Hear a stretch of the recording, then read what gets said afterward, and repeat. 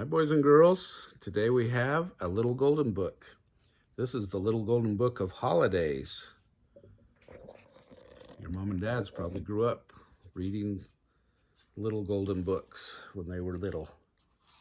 This one's by Jean Lewis and illustrated by Kathleen Wilburn. Illustrated means that they did the pictures. June hung up her calendar for the new year. It was a present from Rob, her friend next door. There was a page for each month. On every page, June found special days she could look forward to, holidays to celebrate. There was a whole year of fun.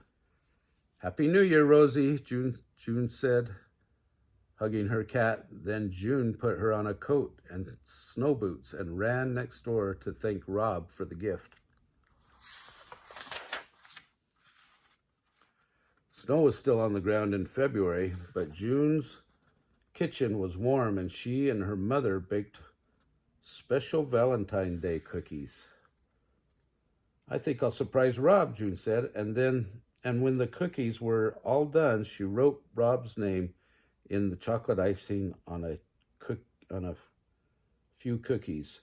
Then she left them in a box outside Rob's and rang the bell and ran away to surprise him.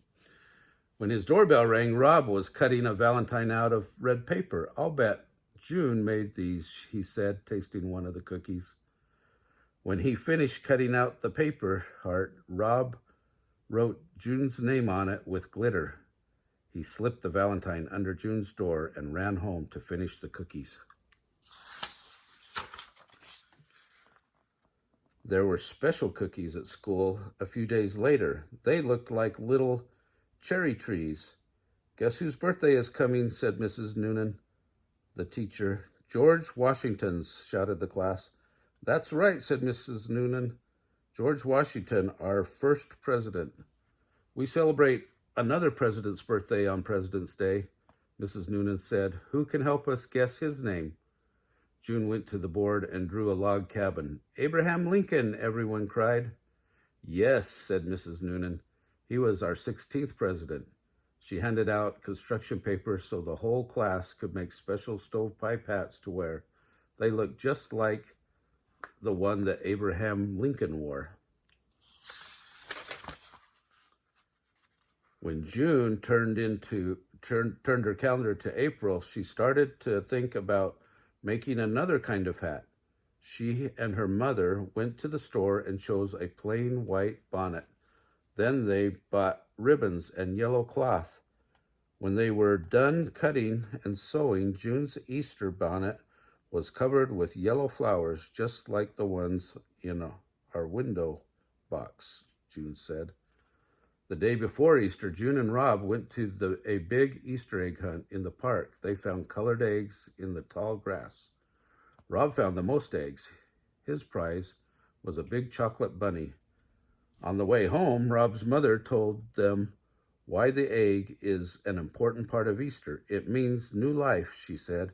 That's what Easter is all about. In church on Easter Sunday, June and her parents heard all about the meaning of Easter. They heard about the new life that came to the world on that special Sunday long ago. The church was filled with white and yellow flowers. June loved the organ music and the singing and the sunlight streaming in through the windows. The sunlight grew stronger and warmer as time went by. But before long, it was time for the July 4th picnic. June finally met Rob's family in the park. Together, they spent all of Independence Day running races, climbing trees, and playing games. They ate picnic supper. The fireworks started just after sunset. The sky was lit up, red, white, and blue. There was even a fiery sign that said, Happy birthday, America.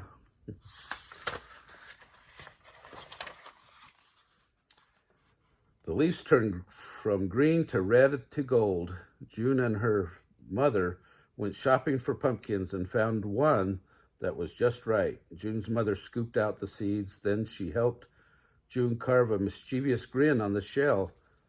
When they had cut out eyes and a nose and put a candle inside, June had her very own jack-o'-lantern for Halloween. June worked on her costume for a week. On Halloween night, she looked like a scary witch. Rob was scary too. He was dressed as a ghost. Rob's father took June, Rob, and their friends around the neighborhood. Trick or treat, the children called when the neighbors opened their doors. They came home with sacks full of candy. There was an announcement at school the next day. "Thanksgiving is coming," said Mr. Green, the children's teacher. "Our class is going to put on a play about the first Thanksgiving." Each child had a part to play. Rob played a pilgrim. June played an Indian. In the play, Rob invited June and the other Indians to share the pilgrim's harvest feast. Early Thanksgiving morning, June's father took June and Rob to watch the big balloons being blown up for the parade. Their favorite balloon was the giant turkey, but it needed more air in its tall feathers before it was ready to go.